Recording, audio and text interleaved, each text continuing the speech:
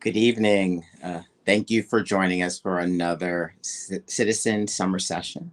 We're really glad to have you here tonight. As we've said before, this is an opportunity for us to come together as New York City. New York City needs heroes.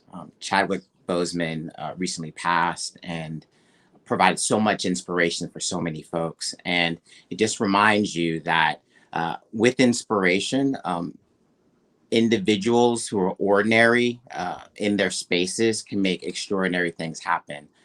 So, in the spirit of superheroes, we're really happy that you're here tonight because you're the ones that are going to help us rebuild New York City through supporting Citizens Committee's work. Also, in the spirit of heroes, it's also international. So, tonight we're going to have a wonderful opportunity to hear about some wonderful food that comes from a different space that on one level will hopefully help you take your mind off of some of the things that are going on, but in another level will hopefully inspire you to do all that we need to do to make sure that New York City comes back. So we want to make sure that you take a moment, get a glass, relax, have a good time. Also, make sure you pull out your phone so that you can aim it at the QR code because it will take you directly to our website and will give you a chance to support Citizens Committee and all the great work that we're doing. Again, for those who might be new to us, we bring individuals together in New York City to improve their neighborhood. So by ordinary New York City folks coming together, we're going to make New York City come back better than she ever was before. Without further ado, I'd like to introduce Paul Deutsch, who is the chairman of the city's Citizens Committee Summer Sessions, and want to allow him to introduce our guest. And also thank you, Paul, for just being so great to Citizens Committee. Thank you very much, Rasan. Raise my glass to you. Thank you, everybody, for joining us tonight. This is going to be a very special program. Before I introduce our guest, though, I want to start talking about 4 words. Wait until next year. 4 simple words that we've all spoken at one time or another. Personally, I think I've spoken them way too much because, well, I'm a Mets fan. You Chicago fans know what I'm talking about, too. Anyway, what if we can't wait until next year? What if wait until next year is impossible? Normally, at this time of year, we'd be preparing for Citizens' annual Evening on the Lake event in Central Park. This is a wonderful event that I know the New York restructuring crowd loves to come to every year. And over the last 5 years, we've raised over $1 million at this event. This year, the event was supposed to be in September, and we were expecting to raise close to $400,000. The money that gets raised every year at this event gets distributed by citizens to grantees throughout New York. These grantees, their sole and absolute ambition is to help their less fortunate New York City neighbor. In the year of COVID, their need is even greater and the help is that much more important. For obvious reasons, we had to cancel the event this year. But the needs of New York City and its residents were not canceled. Wait until next year is simply not an option. They need your help now. Please go to the QR code on your screen when you can and make a donation. Make a difference and make a donation. Now, without further ado, it's my pleasure to introduce our speakers for the evening. The first is Jake Cohn. His first cookbook, Jew-ish, will be released next year, but you can find him testing recipes every day on the Feed, the largest social media-driven food publication. Before that, spent time on the line at New York City institutions Daniel and ABC Kitchen, and he has contributed to many major food media outlets, including tastingtable.com and Time Out New York. Our next speaker is our Chicago connection, Zachary Engel. Zach is a multiple James Beard award-winning chef, including Best New Restaurant and Rising Star. Zach is now the executive chef and partner of the Middle Eastern restaurant Galit in Chicago's Lincoln Park. Gentlemen, thank you very much for joining us, and the show is yours. Amazing. Thank you so much. Hey, Zach. Hi, Jake. Do you know today is our 1-year anniversary of meeting? No. Like formally, we were in Israel exactly a day today. That's crazy. I didn't even think about that. It was meant to be. What are we making today? So today we are making shakshuka, which I feel like so many people have had a shakshuka before. It's like very commonplace in breakfast spots or like a dish that's similar to it. And we're gonna show you guys how to make the one that I perfected a long time ago at Shaya in New Orleans and now serve on the menu here at Galit in Chicago. Amazing. What makes a perfect shakshuka? So for me, it's that you have like really great ingredients, like top-notch ingredients, preferably from your local farms. And then the second is it's all like about technique and paying attention to what's going on in this like one pan that you're cooking out of to make sure that you're coaxing all the flavor out of everything exactly right. And then there's, you know, little nuance here and there. Like I'm like my shakshukas to be like thick and custardy. So I'll show you how I get that consistency with them a little bit later on. Amazing. Let's get started. Great. So I've got a bunch of different ingredients here. Everyone at RCP should have gotten the ingredient list in the email that they got sent. We've got a sweet potato, so an onion, a yellow onion, banana peppers. These are on the spicier end right now because it got a little hot in Chicago, but they're usually more mild with just a little bit of kick, and some cherry tomatoes. All this stuff is coming from one of our local farms, so I know that it's going to be extra delicious, extra flavorful. I'm not going to a grocery store. I'm going to the farmers directly. And then we've got eggs, some garlic. For me, it's really important when you're cooking something that you are trying to get like big, bold flavors out of, that you're using garlic that you peel yourself. Yeah. Buying the peeled garlic or the minced garlic in jars, it's very like flat. It's not as like sharp and spicy, and so like I really want a lot of that. And then over here I've got a bunch of herbs. I've got cilantro, parsley, and some scallions. And we'll mess with the herbs later. You can kind of see some of my my style that I've got here at Galit, where we just cover things in herbs indiscriminately. So while we're cooking everything too, Jake, I'm going to be going over like a lot of sort of kitchen hacks and tips for you to be a better cook at home. The first thing I would say is having a work area that is really close to your stove. So in restaurant kitchens, as you know, you like to have like, most of the time you have like a work area with all of your ingredients and your cutting board and your knife. And behind you or very close to you is a stovetop. That way you don't have to like move around too much and all that. It makes it more efficient. You can focus on what you need to focus on. I can cut an onion here and watch what's going on in the pan over there. It's great. Yeah, so let's get started. So first, what I'm going to do is I'm going to peel the sweet potato and cut it into a large dice. At the restaurant, we like to keep everything really clean and organized. And so when we're peeling vegetables, carrots, potatoes, anything like that, we usually like to use a piece of like parchment paper underneath so we can easily clean up the mess. And if you're at home and you don't really want to use parchment paper, you can just use like a dish towel or something, and then you kind of pick it up and dump it right in the trash, and then you have a clean cutting board. Peels also tend to have a lot of dirt on them, which is part of the reason why you would peel a vegetable. So it helps to keep the dirt from getting stuck on your cutting board. And then you're like chopping your tomatoes and you're like putting them in mud, basically. There you go. Delicious. Delicious. Tell me a little bit about sweet potato, because I feel like that is something I haven't seen often in shakshuka, but I'm very intrigued. Yeah, so for me, you know, we get sweet potatoes. We're in the Midwest, so root vegetables. So they're really great year-round. Most of our farmers are producing them at different times, especially like the ones that are doing more like sustainable farming are using them kind of like as a cover crop in rotation. So I like something that's starchy and a little bit on the sweeter side in the shakshuka because I like a textural contrast.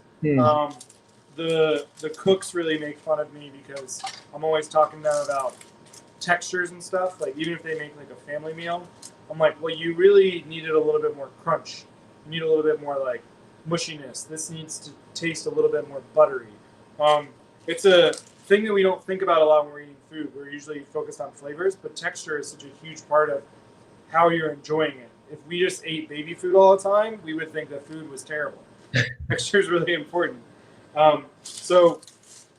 I like to do like a sweet potato or a regular fingerling potato or parsnips or sunchokes, aka Jerusalem artichokes, anything like that, like folded into the shakshuka. It also like makes the dish so much more substantial. Yeah. Meal, which is really great. During the summer, you've got all these summer vegetables, peppers, tomatoes, garlic, all this stuff that's like coming out during the summer, and so like you could use zucchini or like some fresh summer harvested carrots would be great. So I've got my sweet potato peels in my little guy right here, my parchment, and then I always like to have like a little discard bin so that I can get rid of things and not have to like try and hover by a trash can. What a clean workspace. Perfect. No mud. No mud at all. So I'm gonna just slice these sweet potatoes into like, half to like 3/4 of an inch thick, like cubes, but rough, because we're not trying to be too fancy here. Exactly. This is, after all, a very rustic dish with a lot of history behind it. So no need to be fussy, you know what I mean? Drop some history. Jake, what do you know about shakshuka as a dish? So it's funny because this is one of those dishes that, I mean, most dishes from the Middle East are controversial, but anything that is truly Levantine has subtle variations across the Middle East, which I love. So in like Iraq, they use a ton of peppers. It's probably equal parts peppers to tomatoes, versus if you go down to like Lebanon versus what it's become in Israel versus wherever. But I actually, and I don't think that anyone really does know exactly the origin. Yeah, so it's really interesting because it's very disputed, because it is just a stew in a pan with things that are available, right? Like in that part of the world, and everyone has their own styles. Like I know the Turks, they, historically speaking, cooked it with like liver, like calf liver, which is like no one is going to do that now. Like no one would eat tomatoes and peppers and calf liver. But like you're right, like everyone's kind of been figuring out their own take on it, which I think is really interesting. But I find there to be a way that makes it a little bit Israeli that we sell at the restaurant. And I'll talk about that a little bit more later. It's one of the things that we're going to put on top. But it's like, it's either North African, it's either from the Ottoman Empire, or it's from Yemen. And no one can really decide, which I think kind of like makes it this universally appreciated dish. And I think there are versions too that sort of made their way from like Morocco up to the Iberian Peninsula and like Spain. So there's classic Spanish dishes that would very much resemble a shakshuka. So I've got my sweet potatoes cut, and I've got this really great cast iron skillet. I like to use it for nice, slow roasting in a pan. A stainless steel pan, which is what we're going to cook our shakshuka in, is great for a lot of things. But if you're going to like roast a vegetable in a pan and not just throw it in the oven, which normally at the restaurant at Glee, we throw the sweet potatoes in our wood-fired pita oven. And this is a good option. It's a great investment, a cast iron or an enamel skillet or something. And then we've got some blended oil here. This is 80% canola and 20% olive oil. We want a little bit of that flavor of the olive oil in there to give it some of that vegetable, peppery flavor that olive oil has, but we don't want it to burn because olive oil has a very low smoke point. Which means when it hits 350 degrees, anything you put in there is probably going to burn and taste really disgusting. So I'm putting a good amount of oil in here, and I'm going to let it get hot, and then I'm just going to throw my sweet potatoes in the pan.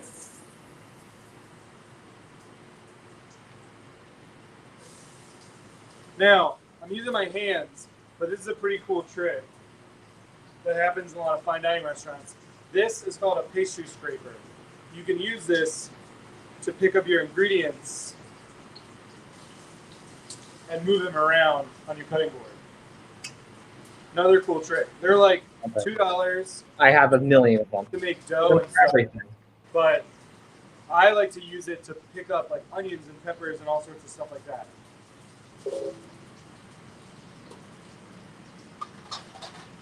We've got our onion, and you've got the top and the root end. Mm-hmm. And so, for the purposes of the shakshuka, I like to have some pretty thick slices because I want to get like what I tell the cooks here is like I want it to be like a fajita kind of situation. Yeah. Where it's like cooked and the onions are creamy and caramelized, but they still have a little bit of bite to them. Yeah, I know exactly what you're talking about. And once again, Jake, I'm a very weird guy, but love textures. Texture. I mean, that's it. I mean, I think that's great. There's a time and place for like low and slow French onion soup, caramelized onions, but often like it's not a Middle Eastern thing. Right. Absolutely. So root end and all that's off. And I'm just gonna slice long slices, not down, because that's gonna make the onions like make you cry. And you want a sharp knife. And I'm getting this like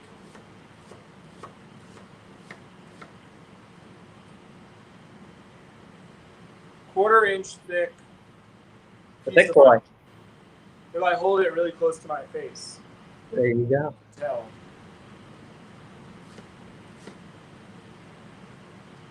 And then for these peppers, if you're using spicy peppers, it's a great idea to invest in a box of gloves because you never know what you're gonna get.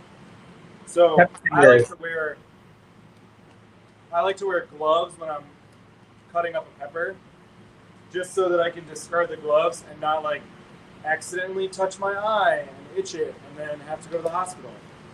Yeah. Always happens, no matter what.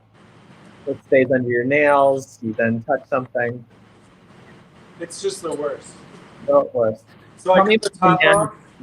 What like? And I'm gonna cut it open like that, and then into my discard bin, just pull the seeds out and all the that membrane inside the pepper. Why banana peppers? So they are mild to a certain extent. Like they're not. I can do like a 3-to-1 ratio of onion to pepper in my shakshuka, and be able to like cut them thick and not blow someone's face off with heat. Yes. So I'm like accomplishing two things. I'm getting the like fajita onion situation going on, but then I'm also able to like maintain a proper level of spice where it's not too spicy. So our sweet potatoes are cooking. I forgot to salt them. Same. A nice amount of salt, and then these are really great high heat rubber spatula. Yeah.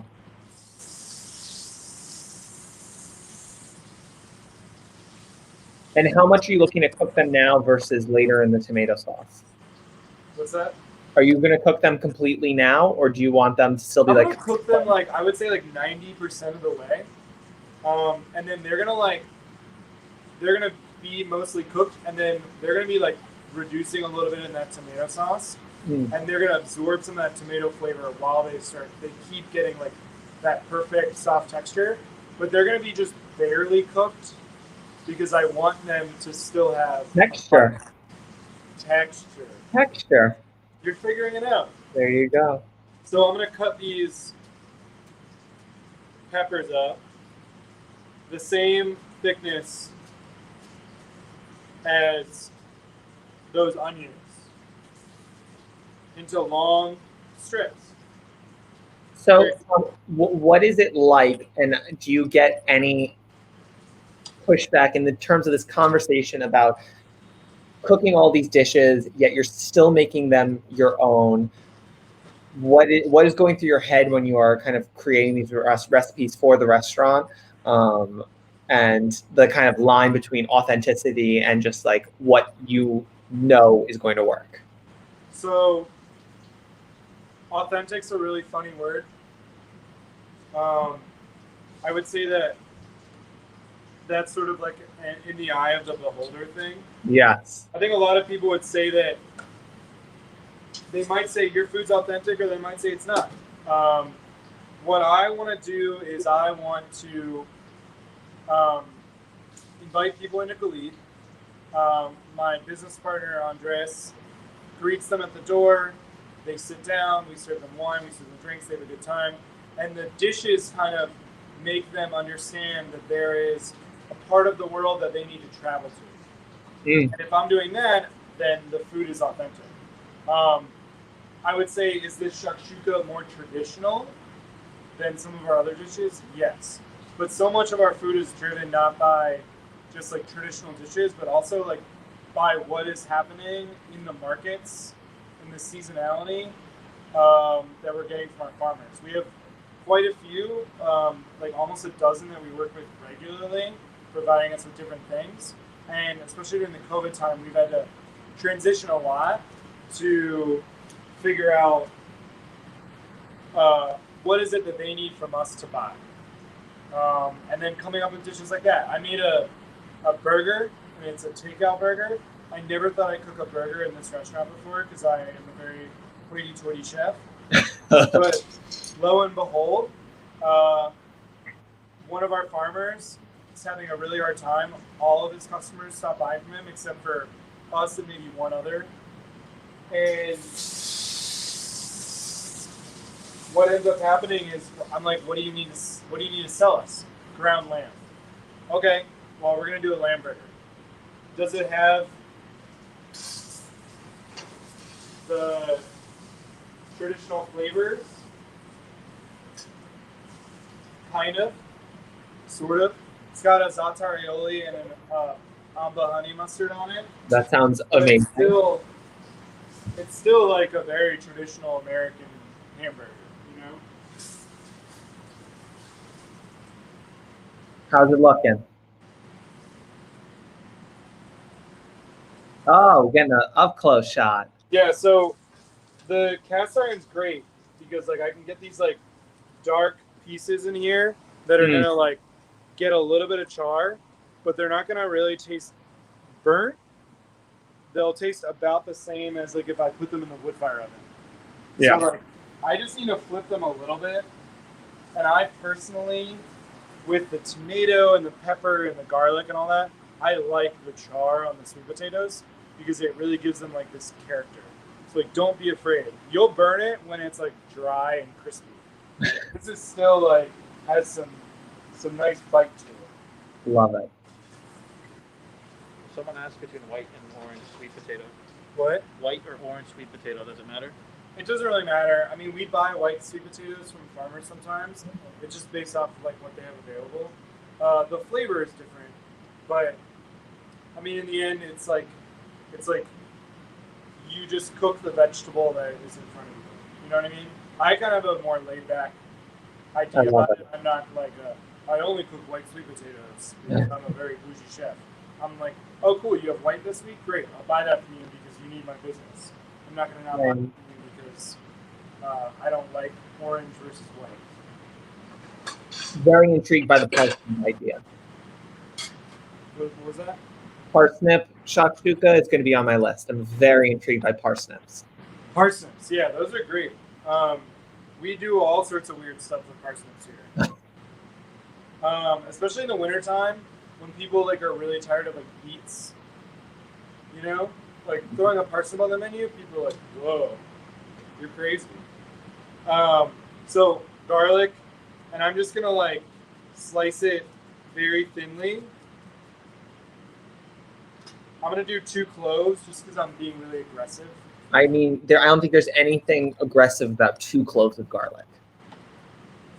Yeah, I mean, if it were me, I'd use like 6. And my partner Andres, who's behind the camera right now, he's Cuban, so he'd probably put like 12. Yes. But then when you put your mask on afterwards, it's pretty bad. Oh, that's fair. I guess so. I mean, but you don't have to worry about other people. It's just you're doing it to yourself. You're bringing on. Right. Absolutely. So I'm just mincing up this garlic, a little fine, nothing crazy. Don't sweat it too much. And then I'm gonna take the garlic. I'm just gonna swoosh it over to the edge of my cutting board with my pastry scraper. And now we've got our sweet potatoes. And what I did is, if you're cooking at home and you like to roast vegetables, this is the best thing. You get one of these baking sheets, like at a commercial restaurant store.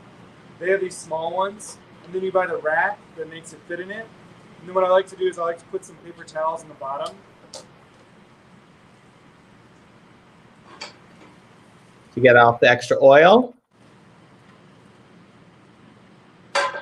And now I'm going to let them cool. And I'm going to set them over here. And the big thing is, if you put them on a plate with a towel and they sit, there's all this heat, and they're going to steam, and then they're going to not be as crispy. So you're going to lose your what? Texture. Your texture. So by putting on the rack, there's like air underneath it, and they don't sit in the fat, and so they drain all that extra oil that's in there. And then now we are ready to cook our shakshuka. So what I'm going to do is I'm going to get this. This is like an 8-inch skillet.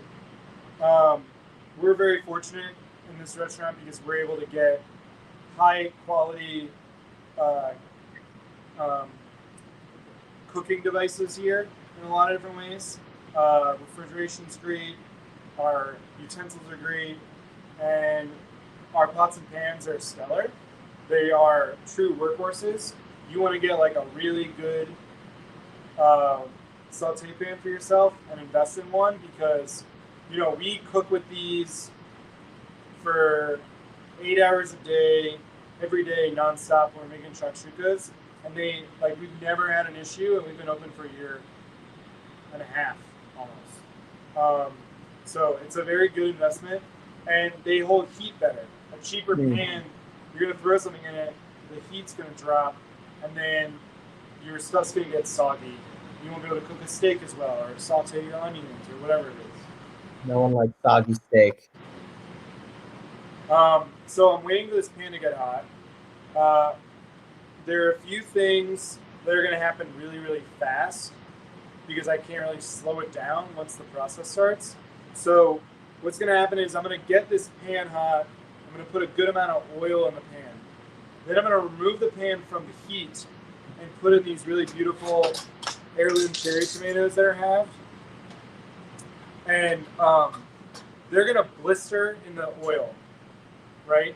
And they're going to start to caramelize and develop sauce to them a little bit and get some color.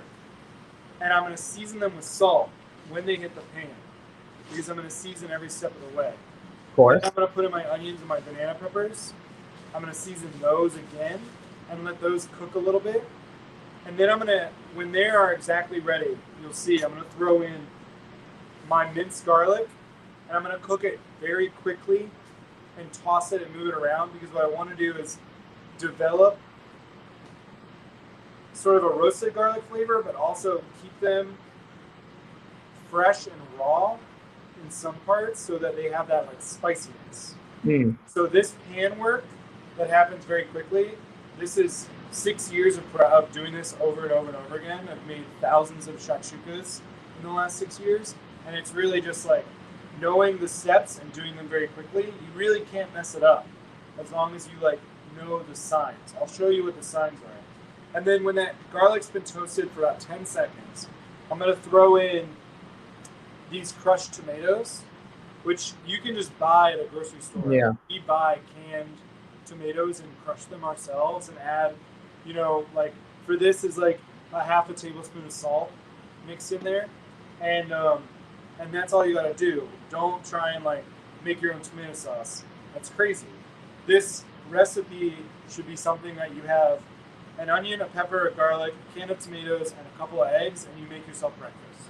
Love it. But you know how to make a very good breakfast. Yeah. So you can see the pan is like smoking. Yeah.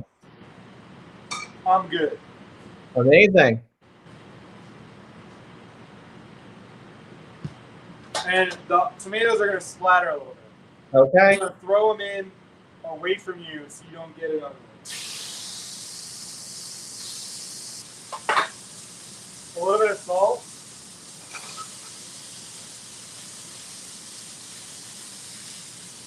Blistered.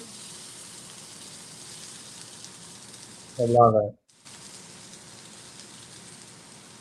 All about the prep, and then it just comes together. I can't hear. Okay. All about the prep and then it comes together. Now, the oil kind of like went away. So I'm gonna add a little bit more oil, which is totally fine. It's not a big deal. Oil is not your enemy, guys. Oil is your friend. I love that last time. You're always like, too much oil. Never too much oil. Never too much oil.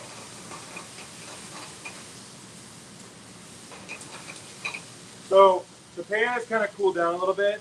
We have a very strong stove at the restaurant. At your house, it might not be the same. But I can tell the pan is still hot because it's like sizzling and smoking.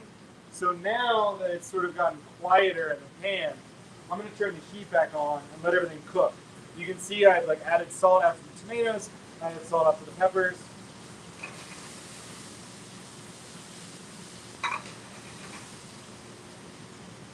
Yeah. So now we're just kind of like, there's periods of time where you wait a little bit. And you just kind of like watch what's going on in the pan. I like to put a lot of onions and peppers. You could see when I put it in there, it was like kind of almost mounded over the top. Mm-hmm. And the reason why I do that is because it's going to cook down to like half the volume that you start with. And I want to have like all that that onion and pepper in there to like mix in so it has all its texture.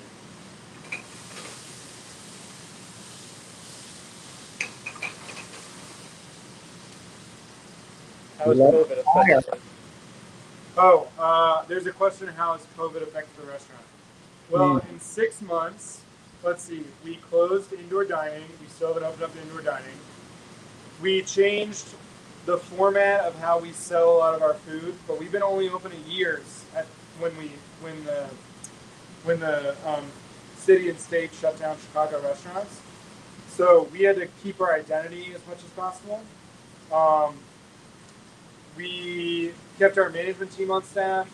We've been paying our full staff's healthcare premium. I've been doing a lot of extracurricular work, charities, or stuff to help bring in extra revenue for the restaurant.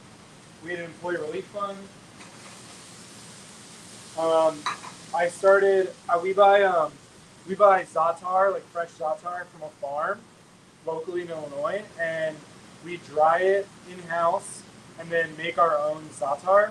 And we started to bottle and sell that as well as our harissa. We have an online merch store.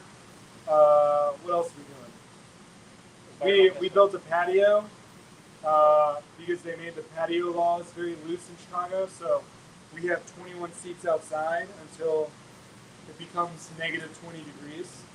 So we just keep trying to move forward and not stop in order to keep afloat and mostly keep our employees with jobs. Because really the saddest part is that there's so many restaurant workers that don't have a job right now. So there you go. Nice fajita consistency right there. And then we're gonna take our garlic. Good amount of garlic. Don't be afraid of the garlic. The pan's still hot, so I'm smelling it as I'm tossing it, and I can smell the garlic start to like roast and caramelize. And after about 10 seconds,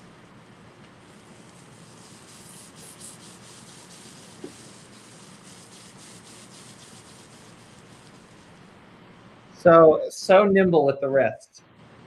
I would have tomato sauce everywhere.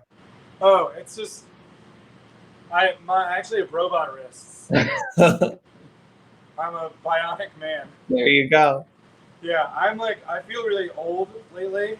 Like my body just feels like it's giving out. So like, and one day I'll just have like a hip replacement, wrist replacement.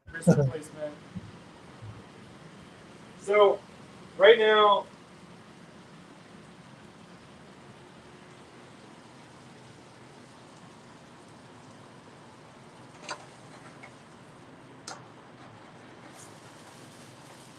I got those sweet potatoes in.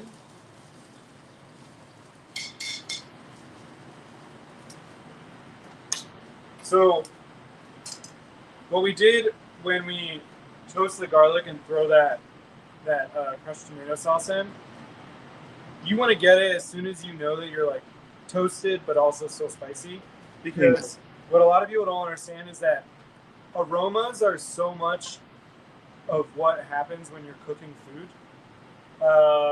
When you are bringing aromas out of a vegetable or a spice, like if we were to throw a bunch of cumin in the pan with all that, cumin or garlic or anything like that, as it's like getting hot, the heat is activating aromas, and aromas are hitting you, which means that there's like vapors and all sorts of stuff leaving the pan.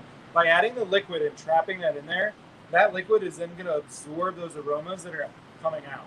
So we're just like emboldening the flavor of garlic to kind of diffuse through the whole tomato sauce, which is like basic principle of French cooking. Like they're doing a lot of things where they're throwing like an onion into like chicken stock and basting with butter, and it's like, okay, well the onion is then infusing itself into those liquids. So we're doing the same thing, and now you can kind of see that it's like a little bit loose. What I've got is I got the pan on a very low heat, and what I'm trying to do is I'm trying to get it to be this like custardy consistency. One thing that I hate more than most things, because I'm a very, very judgmental person, is like shakshuka that's super runny. Yeah. Because for me, what I want to do with it is I want to take a big chunk of pita bread or a laffa, which is like a very wide Iraqi pita bread, or like a piece of challah, or literally any piece of bread, and I want to be able to like dip it in there and not feel like it's going to drip off. For sure. That's my goal for a shakshuka. I love it. We got a question. People want to know where they could buy your za'atar. Are you still selling? So we're currently working on getting it out into the retail market. If you live in Chicago, you can buy it through Galit when you do takeout. Or if you live in Logan Square or like out west, my buddy who is the owner of Daisy's out in Logan Square, he turned his restaurant into a marketplace, and he's been selling it at the restaurant. But pretty soon we'll be on every grocery store shelf. Amazing. Make amba too. Amba? Yeah. I go to Albany Park, which is a neighborhood that's like northwest of Galit, which is in Lincoln Park, and I go to different Middle Eastern markets and buy a lot of the stuff, because even though we're in Chicago, for some reason, a lot of my food purveyors can't seem to get their hands on some of our specialty goods. So I just go and buy in bulk. Love it. All right, so now you can see that we are a little bit more concentrated. And you want to have it on low heat and take your time, because if you turn it up too high, the tomato will be too hot and it'll burn. And then it'll be stuck to the pan, and then everything that you've done, that you tried to cook, will be wasted, because everything will just taste like burnt tomato. So here's my little poaching trick. You ready? So I've got my eggs here. I've got a spoon. What I'm going to do is I'm going to create 2 little wells so that the egg kind of drops into them.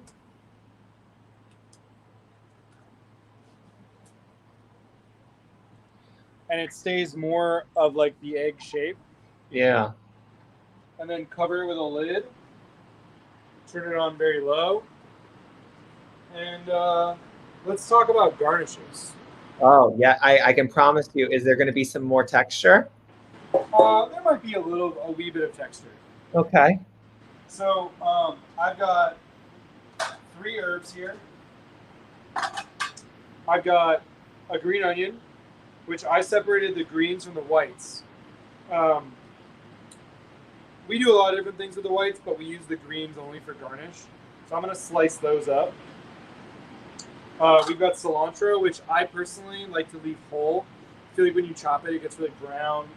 And I like the texture of a gentler leaf like cilantro. And then I've got some flat leaf parsley. So for the scallion tops, what I like to do is I like to cut them on a bias, which means like you angle your knife. Instead of cutting them straight across, I'm going to cut them like this. Get rid of the not so pretty ends.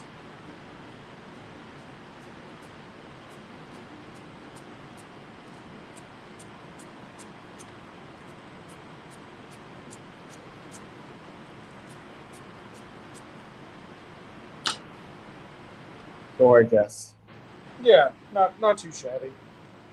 I still know how to cut an herb or two, you know? Yeah. And then our parsley, you want to just kind of take all of it and tuck it around. And then it's very important with herbs to go like long slices, don't come down. Yeah. If you come down, you'll get bruises. And long slices, you'll be able to get nice clean cuts. And it's called a chiffonade. Fancy. You know what chiffonade is because you have fancy French kitchens in New York, Jake. I do. That is.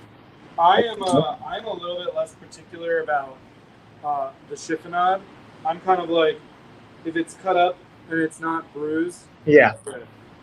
We're not going for Michelin stars over here, you know what I'm saying? Love it. Love it. Cool. So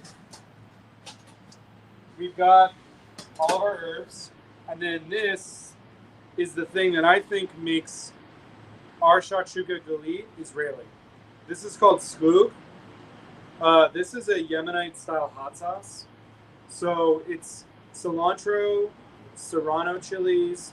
Ours has cardamom, coriander, orange, and it is very herby and very spicy. I love it. It's my favorite. From Yemen, and theoretically, this is a Turkish, Ottoman / North African.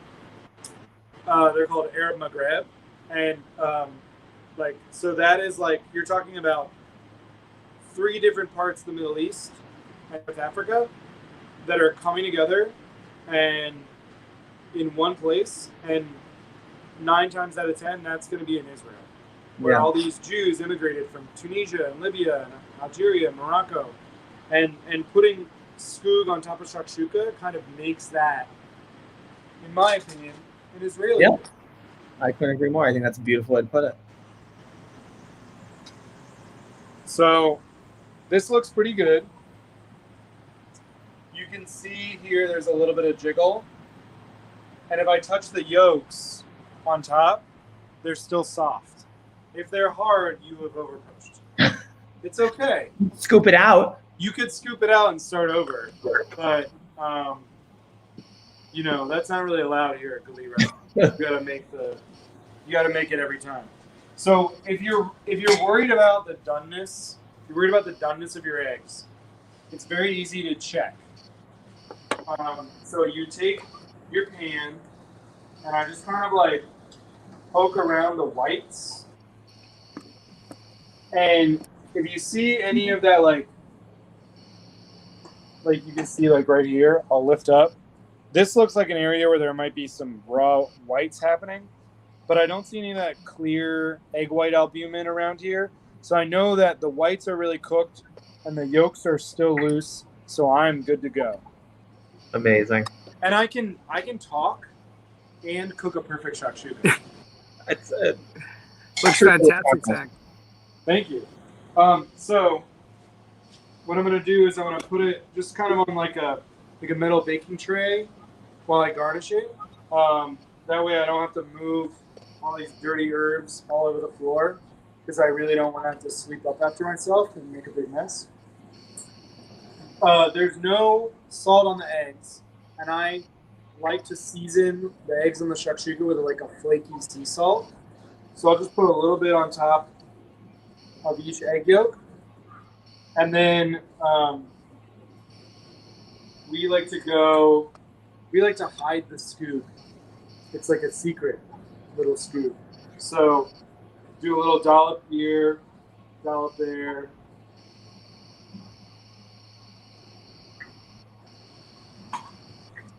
And then tons of parsley. Zach, how many people will that serve? So I guess it really depends, Paul. If how you're hungry are you? I'll get on a plane. I'll be there in a couple hours. We serve this right now we're doing brunch. They're closing the street on weekends for us, and so we're putting tables out in the street, and we're doing brunch, which I never thought I would do a brunch service at my own restaurant, but here we are in COVID times, and we're serving this, and usually people are getting it as an entree, but it is like something you could share for like 4 people. This is a good amount for breakfast for 2 with like a couple pieces of bread. It'll set you right. But we usually sell it actually for dinner during the past year or so. We were serving it for dinner, and it was more of like a shared entree. And we serve like with a big old serving spoon, and everyone's got their plates, and they just kind of like dig in. And if you're lucky enough to get the egg, then I guess you get to buy the shakshuka next time. I don't know. Looks fantastic. Thank you. I just want to touch on something you said before, by the way, Zach, about you brought up COVID. We recognize, even though this is a New York-based charity, that many major cities have been, hurt hard by this pandemic. So we really appreciate you answering the call and helping New York. Jake, you too. I also want to point out, just talking about Chicago and generally, Chicago is called the second city, but they are second to nobody when it comes to great food. I've eaten at a number of restaurants there. I cannot wait to go back to Galit, but the food is absolutely fantastic. So a little plug for Chicago. Anybody gets a chance to go out there, please ask us. We'll tell you where to go. There's some great places. Lastly, I just want to one more pitch for donations. The QR code is going to pop up at some point soon. Like I said before, we can't wait until next year. The people in New York who are at the most need your help now. Please make a donation. Even a little will go a long way. We really appreciate your help. Back to you guys. Thank you, Paul. I wanted to say when Paul reached out to ask if I would help in this restructuring of the summer sessions this year, it's really not a huge effort on my part to come in here and show people how to cook a dish that I know how to do really well, and to be able to do it with my buddy Jake and entertain you guys for the evening. And it's important for us to do everything we can for our communities close to us or far away, because everyone needs a lot of help, and if you can spare some time or some money, it really will go a long way. And I love what Citizens NYC has been doing. It's really incredible work supporting their local neighborhoods. Chicago is a city of neighborhoods, and I wish we had something like that here. Who knows? Maybe we'll have one next year. We should thank, by the way, the King of Chicago, Keith Shapiro, for making the connection for us. And again, anybody's out there, you have a couple of dollars, please send us a donation. We were expecting a lot at our annual event, and unfortunately that's not happening, but we're hoping that doing events like this will help to entertain, educate, and provide some very necessary distraction. And I thank you both very much. This is absolutely fantastic. Show us again the final product. Yes, break that yolk. Oh, you want me to break the yolk? Can you put it in a doggy bag and send it overnight? It's not gonna make it, Paul. That's a raw egg yolk, man. Just throw an iceberg in there. I may have to try this one myself. I want to eat it, but I also don't want to like have strangers watch me eat. Oh, that's maybe the people. part. That's where. Also, I'm pretty sure Andres is gonna want to get in on this. Yeah, Zach, it's quality control. Zach, come on, you got it. Quality control. Everything I eat in here is quality control. Love it. All right. I think unless we have any more questions, and I'm not sure we do. Hold on. I don't think we do. Thank you again, gentlemen. I think this may be all the time we have. Hopefully we can do this again because this was a lot of fun. Thank you both. Anytime. Let's thank all of the people from Citizens who helped put this on. Allison and Carla, Scott, and thank you, Rasan. I don't think they're on anymore. But thank you all.